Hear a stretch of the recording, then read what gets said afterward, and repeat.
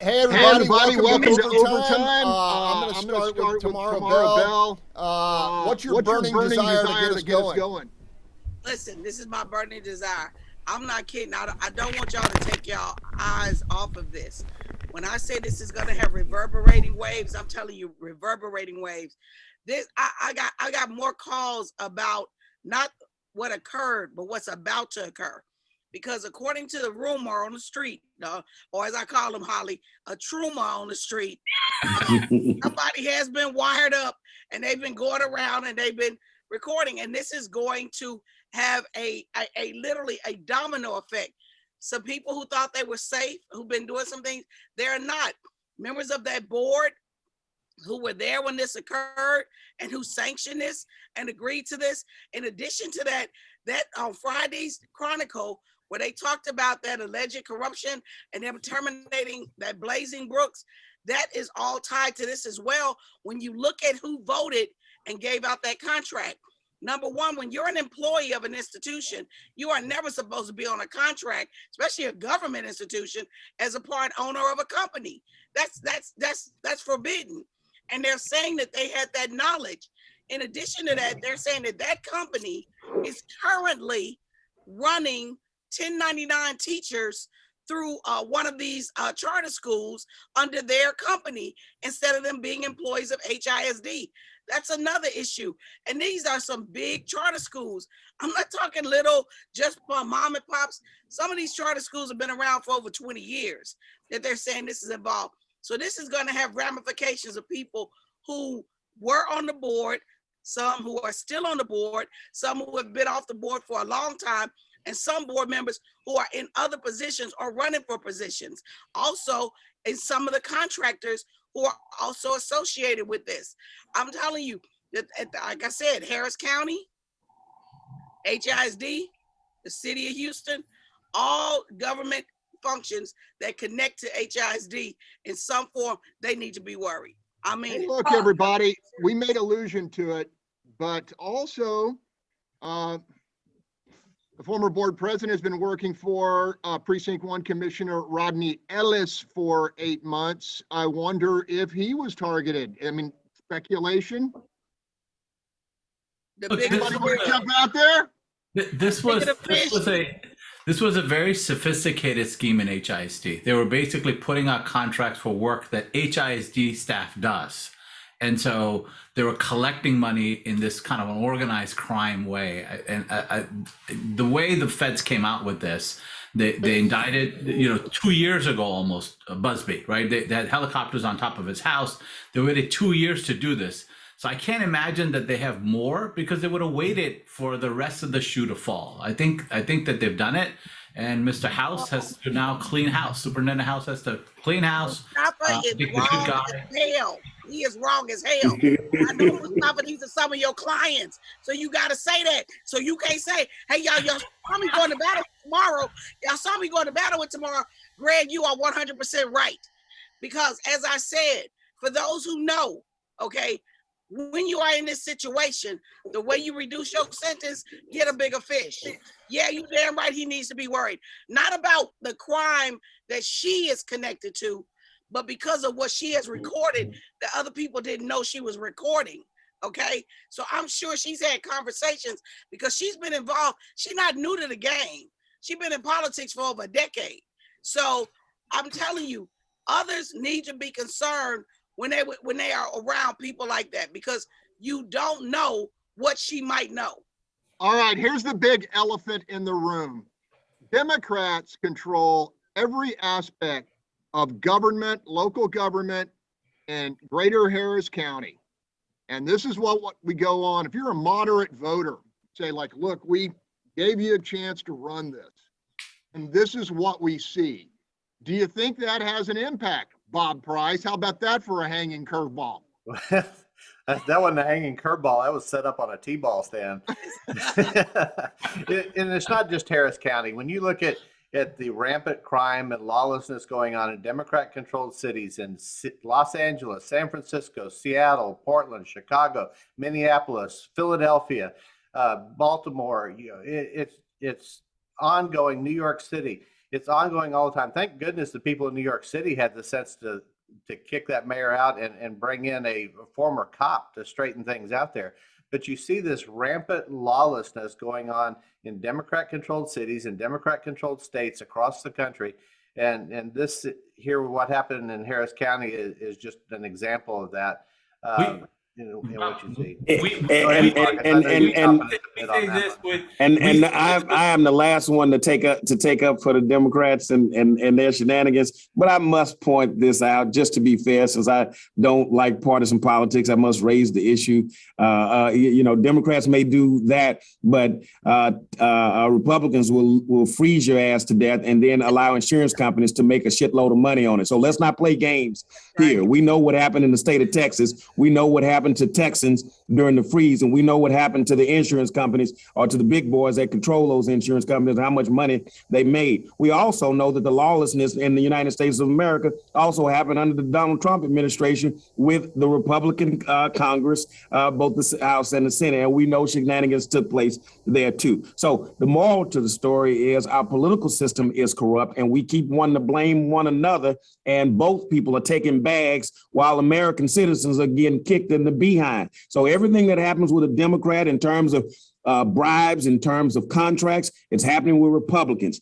And it's not because of what party they're in. It's because we've allowed the erosion of this system. We say that this is okay by our actions. The idea that we don't show up for, as you mentioned, Bob, for the HISD school board election, knowing that there are millions to tens of millions of dollars that are being controlled by the people that sit around that shoehorn is atrocious, not to mention the education. The idea that we don't show up to Harris County Commissioner's Court when that's where all the bags are in this county is just atrocious. Why? Because they're not the ones on TV every day. Everything we do, we want to run to the mayor because that's where the sexiness is. But this is the game that we play, and this is why we are where we are.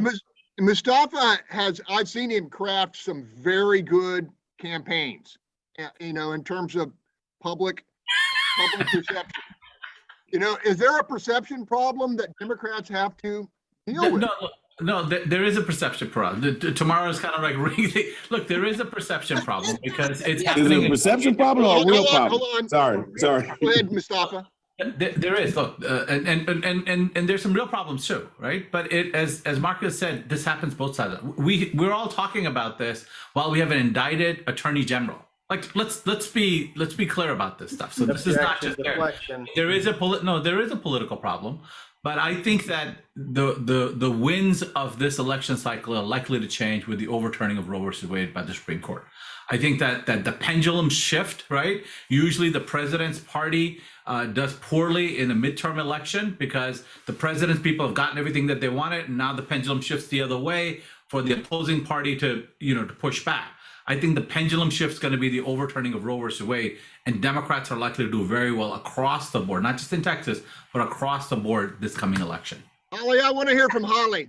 Yeah, okay, so Marcus brought up the crime problem, and the president is not as involved with the local crime issues. What you have are local law enforcement, local policies, your local district attorneys, and that's where you're seeing these crime spikes. They started before the pandemic, and they do have a correlation with some of these reforms that there was bipartisan support for misdemeanor bail bond reforms, but then when you start talking about these violent offenders and trying to end pretrial incarceration for people who are repeat violent offenders, as even our county judge acknowledged, we have repeat violent offenders in our communities who are wreaking havoc.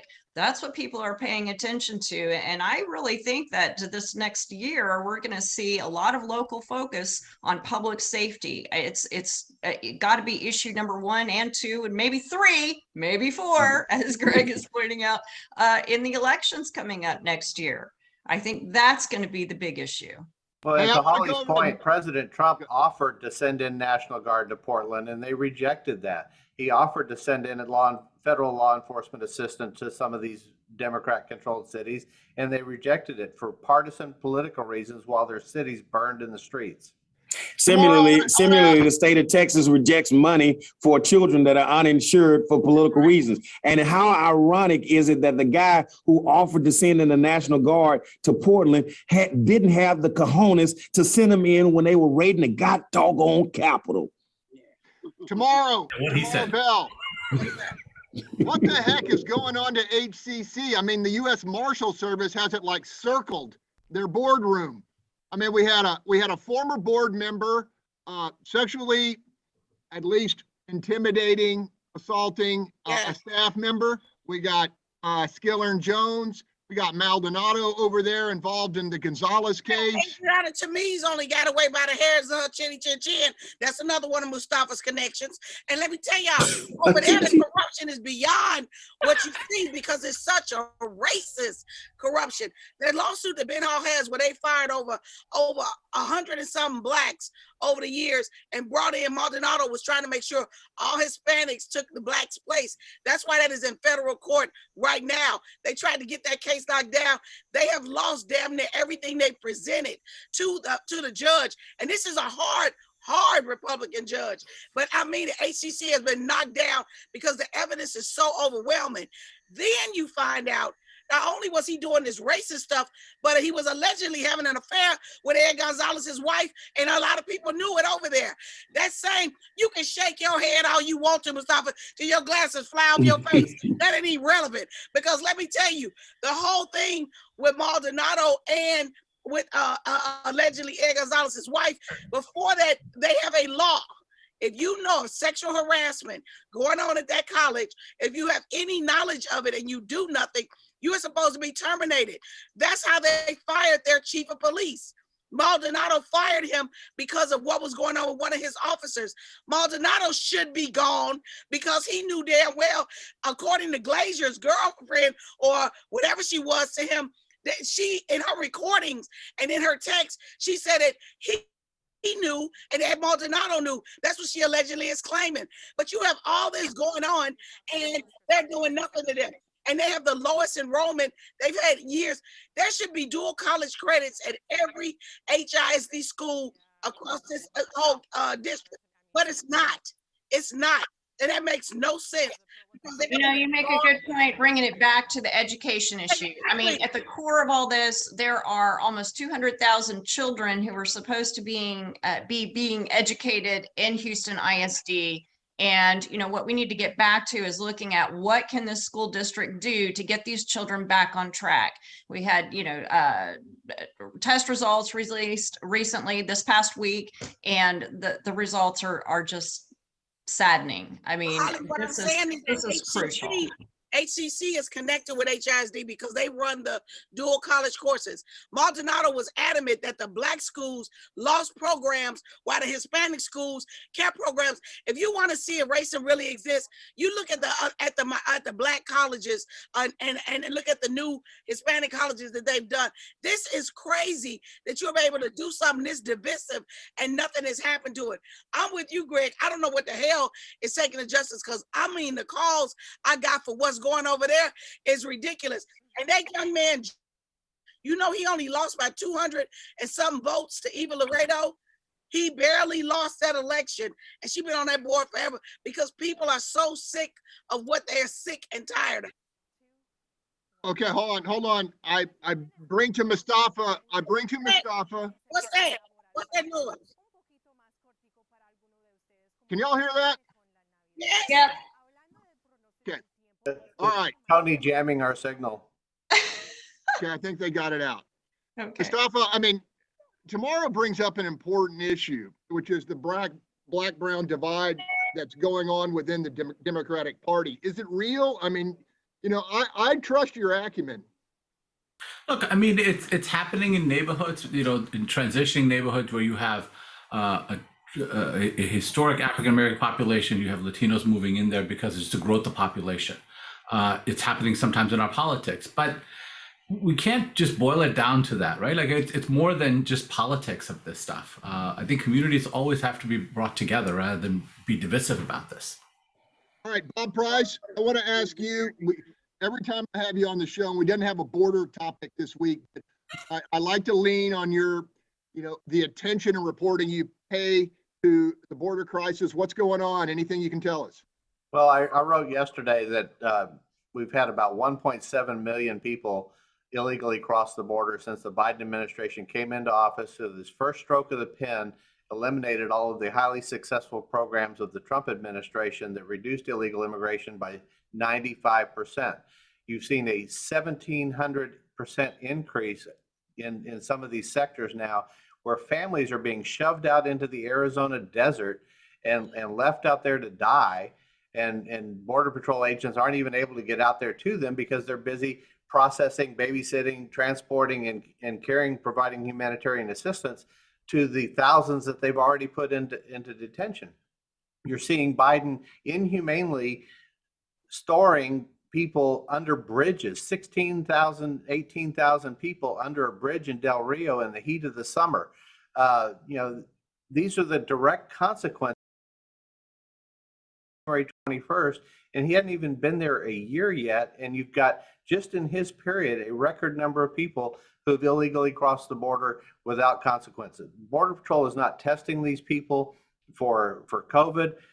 When they're being transported up here in 18-wheelers through Mexico, where hundreds of them are dying, by the way, where there hundreds and hundreds are dying here in the United States, they're not getting any PPE. They're stored in these incubators for COVID and then just released into the population, most of which, by the way, about 60% of these illegal border crossers are coming into Texas and being released into Texas. And you want to know why emergency rooms are filling up in Texas? Maybe you ought to take a look at that, Mustafa. Look, I mean, I just think that that's offensive, that you're taking a pandemic. It is offensive that Biden's doing it. And you're using it for political means.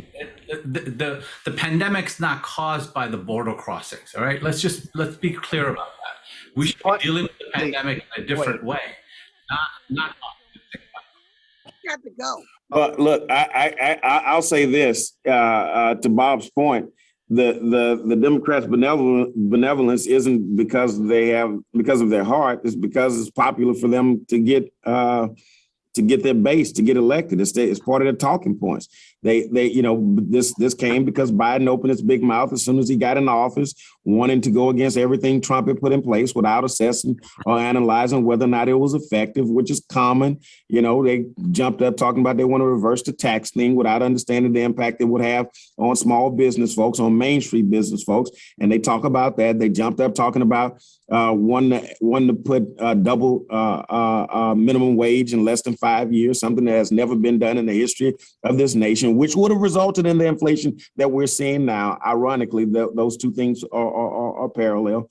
But yeah, the border, Mustafa, I understand what you're saying, but the Democrats, the immigration on the issue on immigration is not because the Democrats love people so much. It's because it's part of their platform. And so they make moves based solely on politics, not based on why else would we be letting people into this nation in the middle of a pandemic and not controlling whether or not they're vaccinated.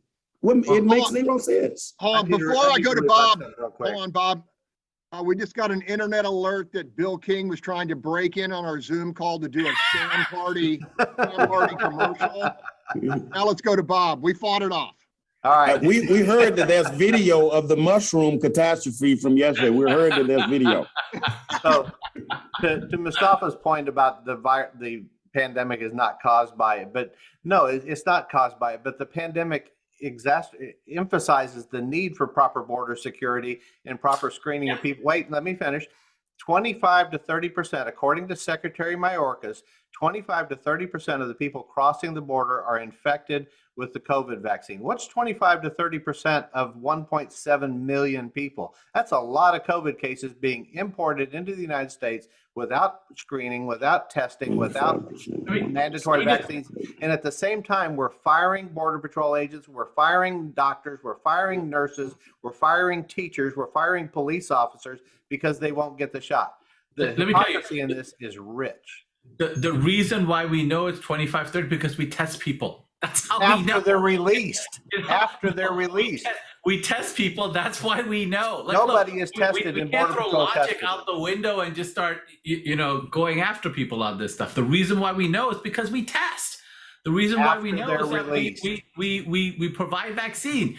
That's why we know these things, right? That's not true, Mustafa. They're not tested in Border Patrol custody. They're released into the public. Yeah. How do you get the statistic after you release people in the public? Mustafa. They're not even quarantined. They're put into a hotel in Roma, Texas, where they're allowed to just go into the McDonald's across the street. People that are infected with COVID, they're not. I want to understand. I want to understand what a thin line is. I want to understand what the difference is between what Mustafa is saying and what Bob is saying. Mustafa, you're saying that people are not coming into this nation unvaccinated? No, look, I think that we should have stronger borders. I agree. I don't disagree with that. I mean, I continue to think. But the problem is more complicated than Biden, right? Look, the Trump administration went out there into these countries, created some issues that caused this migration to come. I mean, it's miraculous that we always see these kind of caravans right during election season. How is that happening, right? Like, look, there are a lot of things around this thing that we live in a country of 340 million people, right? When people come across the border, we should strengthen our borders. But we have 44,000 Border Patrol agents. We only have 15,000 FBI agents in America. Just think about 44,000 Border Patrol agents. We have 44. I want to bring something up. Border Patrol. Less, I want to bring about something up. half the size of the New York City Police Department. Okay, hold on, everybody. 44,000 people in New York City Police Department, man. It's the largest police force in America. So I was talking to Mark Jones, and I said, Mark, I'm going to make this statement. A Democrat cannot win statewide in Texas without winning Harris County and without winning what percentage of the Latino vote. And Mark says a Democrat needs almost or right at 70% of the Latino vote in Texas. And I'm telling you right now, Democrats statewide don't have 70% of the Latino vote. And if they don't get it back, this state at every level remains red. I mean, at the state level, running statewide. Anybody disagree with that? Holly? But what about Beto's going to change that, though?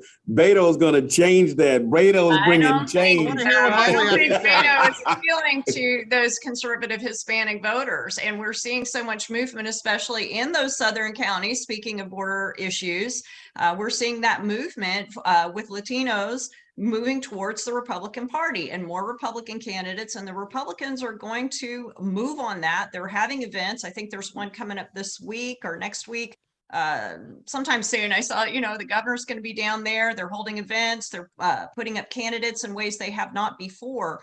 I think it's a big issue.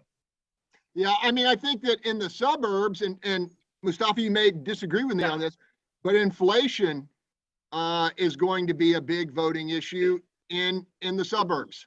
Go ahead. Look, it is a big issue, but we're looking at elections are 9 months away, right? I mean, it's a lifetime in politics, and there's other things too. I mean, I think inflation is a big issue. There's public safety. I don't see that going away anytime soon. There are big issues that face the country, and we need solutions. But I can't imagine that all of the problems are within Democratic cities. All of the issues amongst Democratic leadership that we're facing, like the Greg Abbott, as we talked about, Beto was saying, has basically bet the election on we're not having brownouts. I mean, every evening, every couple of evenings, we see that our lights get turned off because you try to turn on your computer in the middle of the night, the lights went out, right?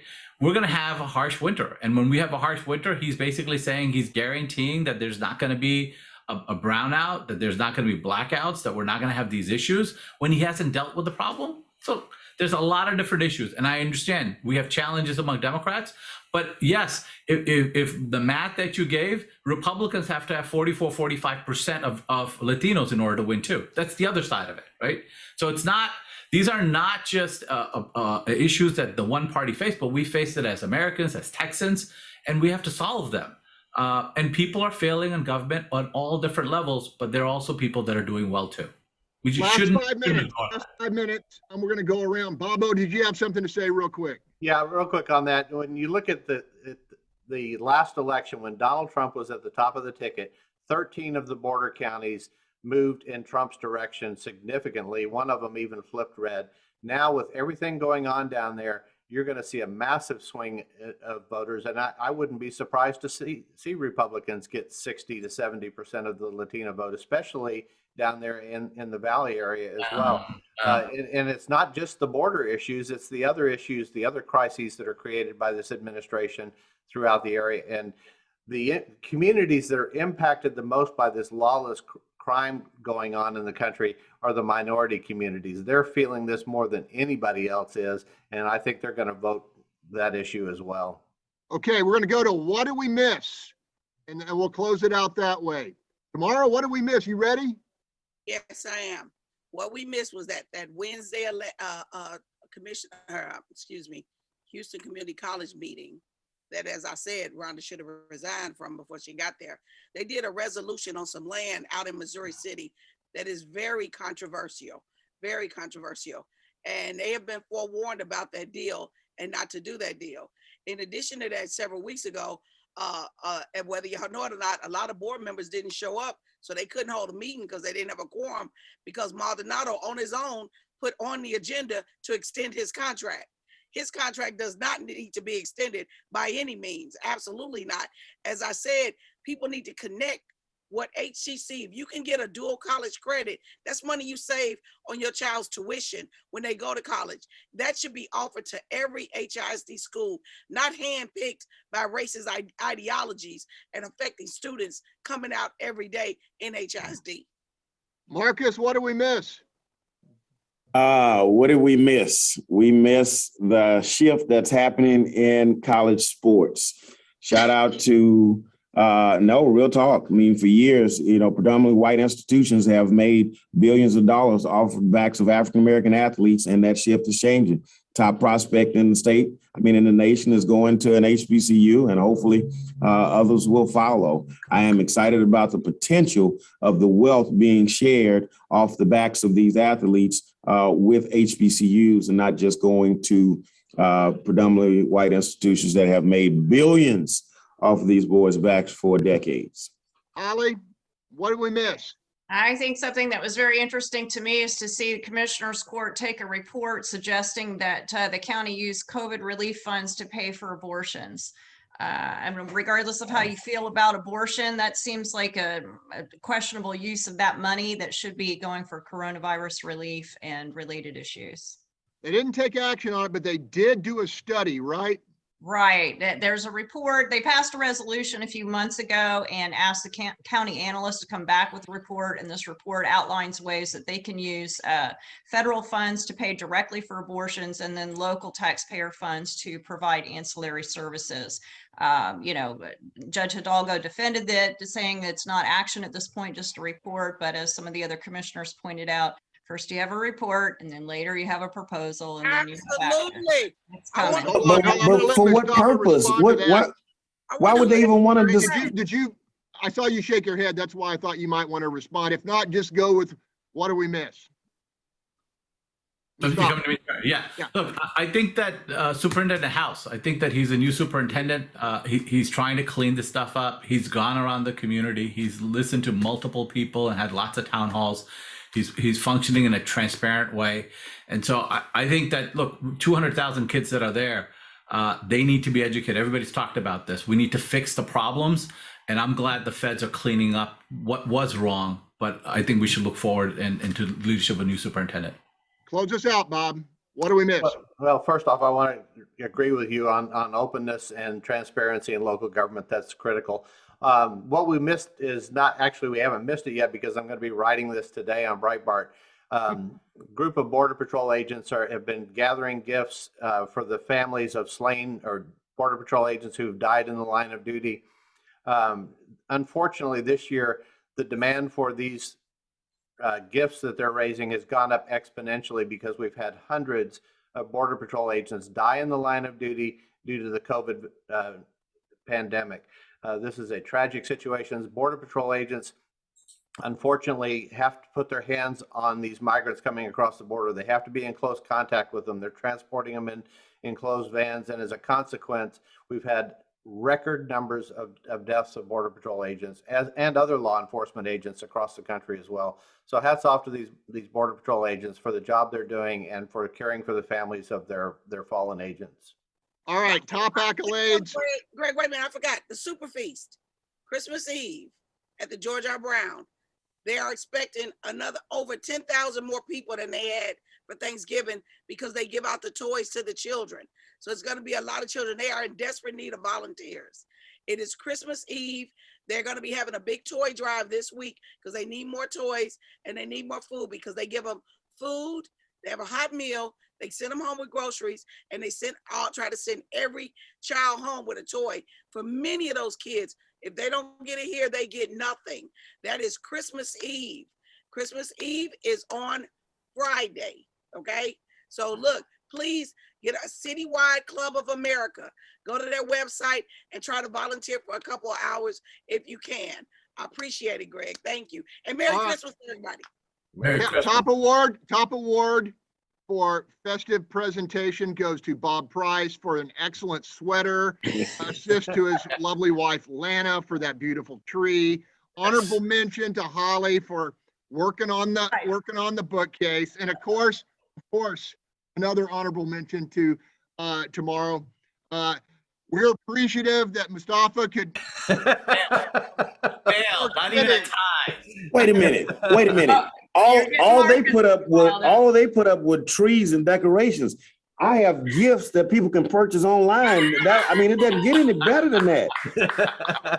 TheBreakfastClub.com. Seasoning for your catfish, for your chicken, for your. I'm sorry. Hey, everybody, I want to tell you how much I appreciate you and feel blessed that not only do I know you, but that you trust us to have on our air and bring it every week. So I want to wish you all happy holidays and a Merry Christmas.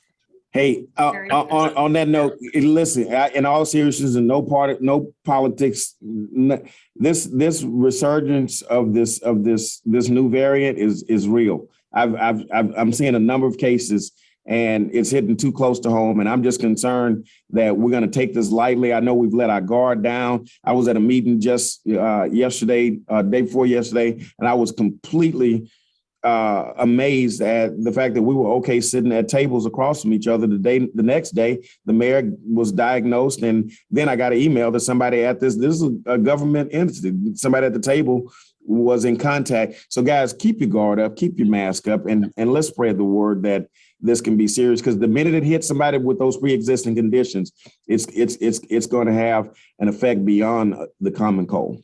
Thank you all. Be well, everyone. Merry Christmas. Merry Christmas. Happy holidays.